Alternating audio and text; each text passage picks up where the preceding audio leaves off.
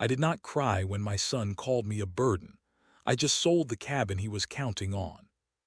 I did not raise my voice when my daughter told me I was making her wedding about myself. I simply picked up my purse, thanked the caterer for the lovely tasting menu, and walked out to my car. My name is Eleanor Ford. I am 61 years old, divorced for 11 years, and I stopped begging for a seat at tables where I was not wanted a long time ago. The afternoon had started as a celebration.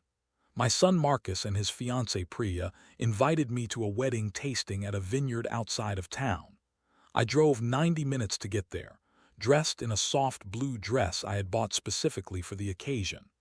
When I arrived, Priya's mother, Renata, was already seated at the head of the table, rearranging the place cards like she owned the property.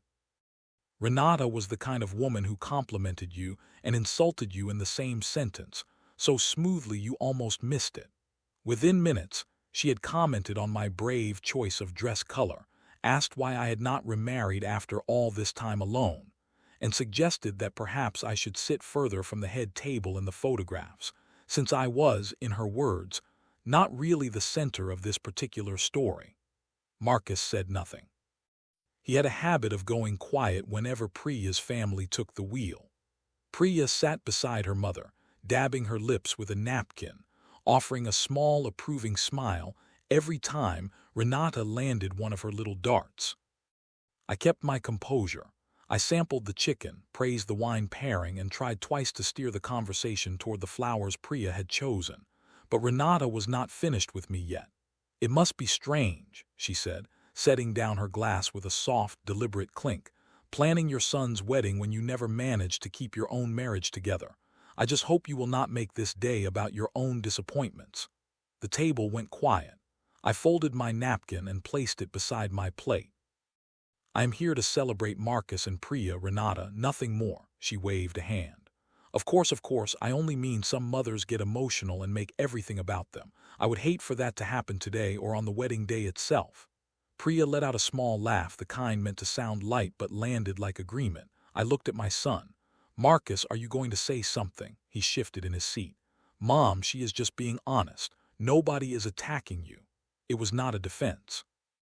It was a surrender dressed up as neutrality. Priya reached over and rested her hand on his arm, the way you might calm a nervous dog. Then she turned to me, her expression not angry, just tired, like I was an inconvenience she had been managing all week. "Honestly, Eleanor, you take everything so personally. It is exhausting." "Being dismissed is not the same as being sensitive," I said evenly. Priya's smile disappeared. She leaned forward. "If you cannot handle a little honesty at my own wedding tasting, maybe you should just go home." She expected me to apologize. She expected me to shrink, blink back tears, and spend the rest of the afternoon trying to win my way back into the conversation. Instead, I smiled genuinely for the first time all day. "You know, Priya, that is a wonderful idea." I signaled the sommelier, asked him to close out the entire table's bill on my card, and stood up while he processed it. Marcus looked confused. Priya looked satisfied, assuming I had simply paid to smooth things over. I slid my cardigan over my shoulders. "Congratulations to you both," I said. "I hope the wedding is everything you want it to be." Then I looked at my son. "You rode with Priya, so you will not need a ride home from me." I did not wait to see their faces change. I walked out into the vineyard air, got into my car, and drove home with the windows down. My phone rang the next morning while I was watering my garden. It was Marcus. I let it ring twice before answering. "Mom, what was that yesterday? You embarrassed everyone," Priya cried the whole way home. I set down the watering can. "Good morning to you too, Marcus. This is not funny. You cannot just storm out of a wedding tasting because Renata made one joke." "I did exactly what Priya suggested," I said calmly. "She told me to go home if I could not handle it." I went home. "I am not sure why that is a problem now," he groaned into the phone. "You know that is not what she meant. You are twisting it." "I am not twisting anything. I am simply doing what I was told." There was a long pause. "Priya does not want you at the cabin this weekend. She thinks you need time to cool off." I almost laughed. The cabin.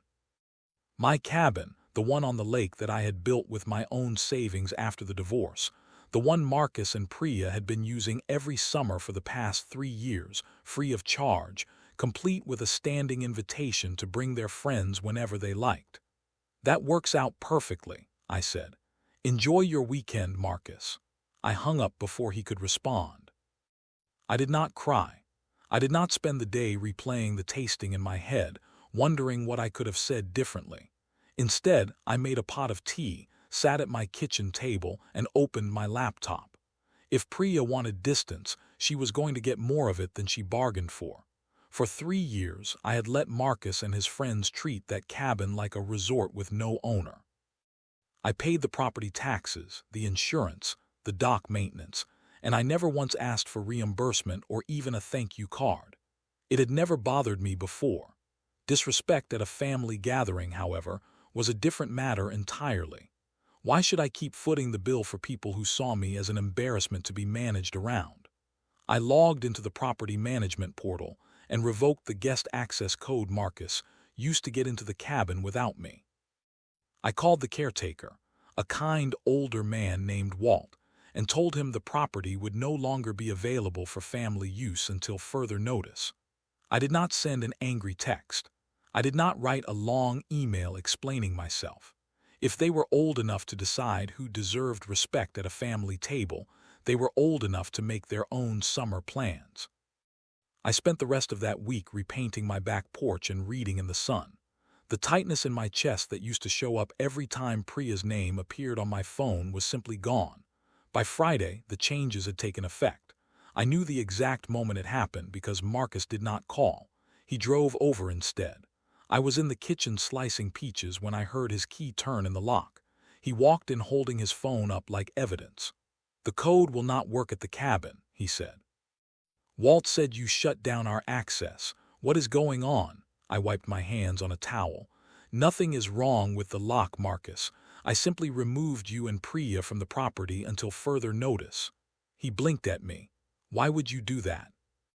"Because you are 32 years old with a good job and Priya has one too. It is time the two of you found your own summer plans."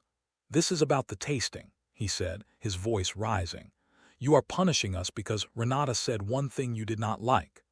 "I am adjusting who I choose to be generous with," I said, keeping my voice level. "I am not angry, Marcus. I am simply reallocating my resources toward people who treat me with basic respect." "We do not have the budget to rent a lake house somewhere else," he protested. "You could have talked to us first." "You have savings," I reminded him. "You will figure it out." He ran a hand through his hair and paced the kitchen. "Priya is going to be furious when she hears this was intentional." "That is a conversation for the two of you," I said. "Now, unless you came here to talk about the cabin, I have peaches to can." He left without another word, the screen door slapping shut behind him. I went back to my slicing, and the kitchen felt peaceful again. The next afternoon, I expected another phone call. Instead, I got a knock, sharp and insistent, followed by a second knock even before I reached the door. I opened it to find Priya on my porch, arms crossed with Renata standing just behind her, wearing the same knowing little smile she had worn at the vineyard. They had come together, clearly expecting to overwhelm me. "We need to talk," Priya said. "We can talk right here," I said, keeping the screen door latched between us. Renata scoffed. "Not be dramatic, Alina. Let us inside."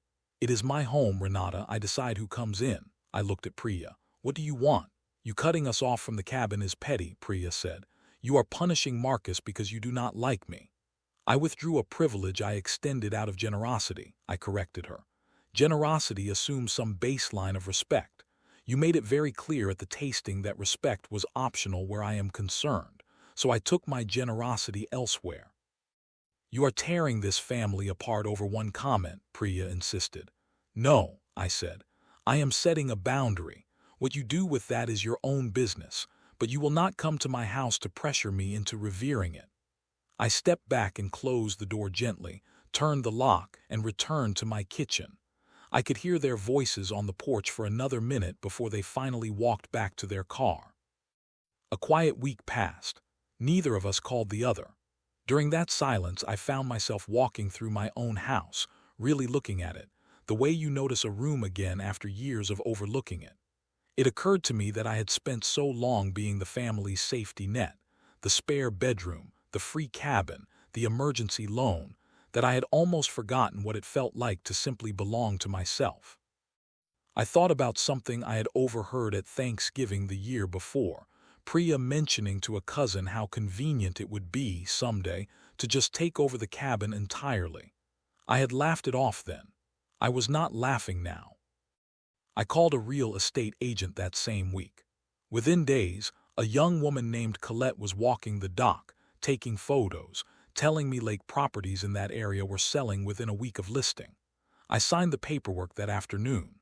I spent the weekend clearing out the cabin's small loft, packing away the old board games, the faded life jackets, the photographs from summers when the family had actually felt like a family. I did not need anyone's permission. The deed had only ever had one name on it, mine. The for sale sign went up on a Monday. Marcus showed up Tuesday evening, not with his key this time, but ringing the bell like a guest. I opened the door in my gardening clothes, a box of packing tape still in my hand. He stared past me at nothing in particular, then finally spoke. "Mom, I heard you listed the cabin. Please tell me that is not true." "It is true," I said, stepping aside to let him in. He walked through the hallway past the stacked boxes. "You cannot sell it. That is the family place. Priya and I were talking about maybe buying you out someday, keeping it going." "I do not need to be bought out of my own peace of mind," I said. "I am looking at a smaller place near the coast, something with less upkeep." He pulled out his phone and called Priya on speaker. Her voice came through, panicked and sharp. "Put her on." He handed me the phone. "Eleanor, what are you doing? You are throwing away Marcus's future." I kept my voice steady. "Priya, I am very much alive, and that cabin is mine to do with as I choose. I built it. I paid for it. I am selling it to fund my own retirement." "You are doing this to spite me," she said. "I do not think about you nearly often enough to plan my finances around you," I answered honestly and handed the phone back to Marcus. "There is a box of your old things in the loft," I told him. "Please come get it before closing." He left looking like a man who had finally understood something he had been avoiding for years. The cabin sold in 6 days to a retired couple from 2 towns over. A month later, on moving day, I stood in my new, smaller cottage near the coast, directing movers with boxes of my own choosing this time. Marcus's truck pulled up outside. Priya sat in the passenger seat, her arms crossed, staring at the modest house like it had personally offended her. "I cannot believe you actually did this," she said, stepping out. "You are going to be all alone out here." I set down the box I was holding. "I would rather be alone in a place that is mine than surrounded by people who treat my presence as a problem to be managed." Marcus rubbed the back of his neck, looking younger and more uncertain than I had seen him in years. "Do you need any help, Mom?" "No, the movers have it handled." I reached into my pocket and handed him a small card with my new address. "You are welcome to visit, Marcus. Just call first." I looked at Priya. "And Renata is not welcome at all." Priya opened her mouth to argue, but Marcus lifted his hand. "Not now, Priya. Just not now." It was the first time I had ever heard him stop her mid-sentence. I carried my last box inside, gave them a small wave from the doorway, and did not watch them drive away. My new cottage has a porch that faces the water and just enough room for the life I actually want to live. There is a guest room, but it stays made up for people who earn their welcome, not people who assume it. Priya sent a stiff, formal card around the holidays. I read it once and set it aside. I never blocked her number, but I never called it either. Marcus came to see me on a quiet Sunday in early spring alone, carrying a bag of oranges from a stand along the highway. We sat on the porch and watched the tide go out. "It is peaceful here, Mom," he said. "It is," I agreed, pouring him a cup of coffee. "Things have been hard with Priya since the cabin," he admitted quietly. "Since we started actually paying for our own vacations. Growing up usually is hard," I said gently. I did not gloat. I did not offer to fix it for him. I just let him talk. Before he left, he hugged me longer than usual. "I am sorry, Mom, I really am." "I know," I said. "The door here is always open for you." Looking back, I did not lose a cabin. I lost the version of myself who thought keeping the peace meant absorbing every insult with a polite smile. What I learned is that peace is not something you earn by staying quiet. It is something you build the moment you stop explaining yourself to people who never intended to listen. You do not need to shout or argue or prove your worth to anyone determined to overlook it. Sometimes the loudest thing you can do is simply walk away and let your absence speak for itself. Thank you so much for spending this time with me. Have you ever had to step back from people you loved in order to protect your own peace? I would love to hear about it in the comments. If this story felt familiar or if it gave you a little courage today, please subscribe to Alex and give this video a like. It truly helps this channel grow, and I cannot wait to share the next story with you. See you then.